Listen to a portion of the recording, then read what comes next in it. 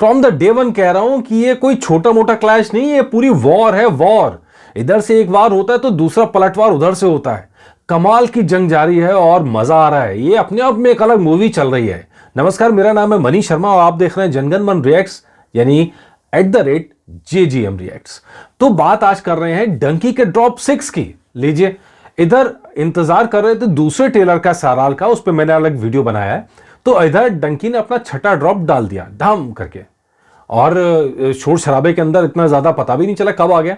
खैर, लेकिन उसका डंकी के जो प्रमोशन है उसका एक तरीका और निकाला है कि इस बार शाहरुख खान ने बैठ के राजकुमार हिरानी का और तापसी पन्नू का इंटरव्यू ले लिया है और डंकी के बारे में आधा घंटा डिस्कस किया है। वो भी अच्छा खासा चल रहा है, लाखों में हिट्स आ गए हैं उसके भी। तो खैर, डंकी का ड्रॉप 6 मैंने सुना और मैं अभी ये फैसला देने ही वाला था, या मेरा जो मन है, या जो मेरा मत है, मेरा जो कि शायद इन 6 के 6 ड्रॉप में नंबर 5 बेस्ट था, लेकिन ये देने वाला था। लेकिन उससे पहले क्या हुआ, डंकी के ड्रॉप के जैसे ही आखिरी में पहुंचा, ओ बाप रे, तो धमाका है यार। सिर्फ आखिर के 1 मिनट के बाद का चंक, छोटा सा चंक है, और उसने मतलब छोटा पैकेट बड़ा धमाका, आप समझ लीजिए। क्यों मैं कह रहा हूं वो ये लीजिए, ये सुनिए। जज साहब, मुझे मेरे देश में कोई खतरा नहीं है। मेरा देश जैसा है मेरा है।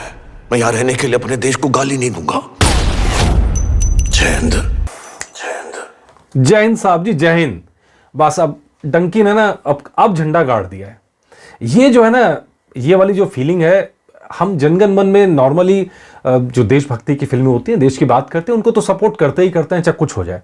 तो उसके अंदर आप ये देखिए कि ये जो लाइन कही है ना, ये तो बड़ा धांसू लाइन है, और इसके लाइन की वजह भी बताऊंगा और उसके साथ से जुड़ी कुछ और चीजें भी आपको बताऊंगा। एक बार फिर सुनते हैं। जज साहब, मुझे मेरे देश में कोई खतरा नहीं है। मेरा देश जैसा है मेरा है। मैं यहां रहने के लिए अपने देश को गाली नहीं दूंगा। जय हिंद। दरअसल विदेशों में क्या होता है, एक जो डंकी रूट का, या आपके उसको कह लीजिए, या डंकी मारने का एक पहलू कह लीजिए। विदेश में जाके बहुत से लोग ये कहते हैं कि भारत में हमें राजनीतिक रूप से या धार्मिक रूप से प्रताड़ित किया जाता है, और हमें तंग किया जाता है, और हमें परेशान किया जाता है, और इसलिए हमें वहाँ की सिटीजनशिप चाहिए, और इसको बड़ी जल्दी एक्सेप्ट भी करा जाता है। और ये बाकायदा मतलब यहाँ पे लेटर से लिखवाया जाता है कि ऐसा हो रहा है, इनको राजनीतिक रूप से तंग किया जा रहा है, और फिर वहाँ जाके वो लेटर दिखा के बाकायदा यहाँ के नेता लोग लिख के देते हैं। तो ऐसे सारे लोगों के मुंह पे ये करारा तमाचा है भाई साहब, करारा तमाचा है जो ये डायलॉग आया है, ठीक है। और वहाँ जाके फिर वो लेटर दिखा के कहते हैं कि हम तो राजनीतिक रूप से प्रताड़ित हैं या धार्मिक रूप से प्रताड़ित हैं, और वहाँ उनको बड़ी जल्दी इसको सिटीजनशिप के लिए उनका प्रोसेस शुरू हो जाता है। ये एक बेस है डंकी मारने का, जो डंकी रूट जिसको हम कहते हैं, अलग अलग तरीके हैं, उसमें ये भी एक तरीका है कि आप विदेश जाते हैं और अपने आपको परेशान दिखा के वहाँ नागरिकता के लिए अप्लाई कर देते हैं। तो ये कई सारे, एक बड़ा मजेदार और है, ये शायद पता नहीं फिल्म में होगा कि नहीं होगा, कि अमेरिका के अंदर निकल के आया बड़ा मजेदार केस है कि वहाँ पर डकैतियाँ हो रही थी, एक के बाद एक डकैती हो रही थी, सारी डकैती एक जैसी हो रही थी। तो वहाँ पता लगा यार, FBI ने जांच शुरू करी तो पता लगा वो भी डंकी मार रहे थे।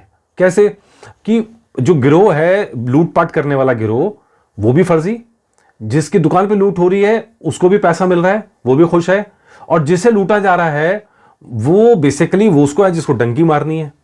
तो अब क्या क्या होता है कि वहां ये रूल है अमेरिका में कि अगर आप परेशान हैं, प्रताड़ित हैं, या कानून का संरक्षण आपको नहीं मिला है, या इस तरह से कोई घटना हुई है आपके साथ, तो आपको आपके सिटीजनशिप में हेल्प करते हैं। तो वहां जबरन की डकैती दिखाई जा रही है, और बाकायदा पैसे दिए जा रहे हैं, जिसकी दुकान पे डकैती हुई उसको पैसे मिल रहे हैं, और जो मतलब जो डकैती करने आ रहे हैं वो भी इसमें शामिल हैं, वो उनको भी पैसे मिल रहे हैं। तो अपने शख्स अपने आप को खुद अपनी अपनी डकैती करवाते हैं ताकि सिटीजनशिप मिल सके। ये बहुत सारे तरीके चल रहे हैं, उनमें से एक ये भी है। तो खैर, ऐसे तमाम लोगों के मुंह पे ये बड़ा मतलब मेरे दिल को छू गया सर जी। ये एक बार सुनते हैं। जज साहब, मुझे मेरे देश में कोई खतरा नहीं है।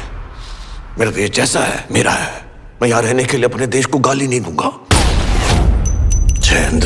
तो निकल के आएगा सर, आप कुछ तो निकल के आएगा। जो डिस्कशन हुआ आधे घंटे का, मैंने सुना, बड़ा मजेदार है।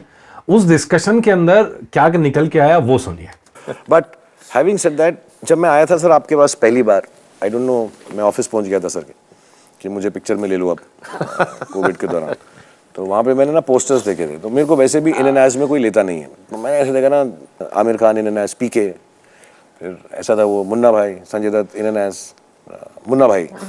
तो मेरा बड़ा शौक था सर कि मैं आपकी पिक्चर के अंदर इन एंड एज हो जाऊं। मैं ये भी कहता रह गया था। सर ने कहा कि हाँ शाहरुख, मैं तुमको, हमारी पिक्चर का नाम है डंकी। तो मैं कहा डोंकी? मैंने कहा डंकी। अच्छा जो भी है यार, ये धुन की डुंकी पुंकी चुंकी जो भी है कर लो अभी। तो मैंने कर ली, लेकिन सर वो इन एंड एज नहीं हुआ उसके अंदर में, क्योंकि वो थोड़ा ऑड लगता है। मेरी भी कुछ इज्जत है पब्लिक के अंदर। Shahrukh Khan in and as Dunki तो अच्छा नहीं लगता सर। खैर इसमें तो कोई शक नहीं कि शाहरुख खान की जब बात आती है उनसे बड़ा एंटरटेनर कोई नहीं है, कोई नहीं है। अपना मजाक बनाने से पीछे नहीं हटते। खैर उसके बाद आगे क्या बात हुई वो भी सुनिए। आपके पूरा एक गाना बनाया हुआ है sir, only for me only for you and only about me, only about you. Hardy qualities, only qualities and good looks. अब मैं बोलता नहीं हूँ सर आपको, मैं उसका एक अभी फ्रेशली कट बट और तो नहीं है सर उसमें, ये तापसी विक्की वगैरह के बारे में तो उनकी तारीफ है। नहीं सर, आप ही की तारीफ है सर, विक्रम अनिल की, आपकी भी नहीं, अभिजात की, सिर्फ मेरी। जैसे हमने लगे रहो मुन्ना भाई में गांधी की तारीफ की थी कि बंदे में था दम, हाँ वैसा टाइप का मुझे क्या, वैसे टाइप का ही कुछ गाना है सर। और माचो गाना है ना सर, एकदम सर। और बाकी वो पूरा इंटरव्यू भी आप जरूर देखिएगा, बड़ा दिलचस्प इंटरव्यू आधे घंटे का। उसके कुछ हिस्से मैं कल लेके आऊँगा, लेकिन बड़ा मज़ेदार लगा मुझे। वो आधे घंटे में कई सारे चंक हैं, न्यूज़ ही चंक हैं, जिनमें से कई सारी न्यूज़ अभी कल आपको सुनाई देंगी। और ये लड़ाई ना इंटेंस होती जा रही है। फुटबॉल में किसके ज़्यादा हैं, टिकट्स में किसके ज़्यादा है, कलेक्शंस किसके ज़्यादा हैं, इस पे कल करेंगे एपिसोड। आज मैंने कलेक्शंस वगैरह पे नहीं किया है, आज हमने जो ट्रेलर्स आए हैं उस पर किया है। तो बताइएगा आपको पूरा एपिसोड कैसा लगा। नमस्कार।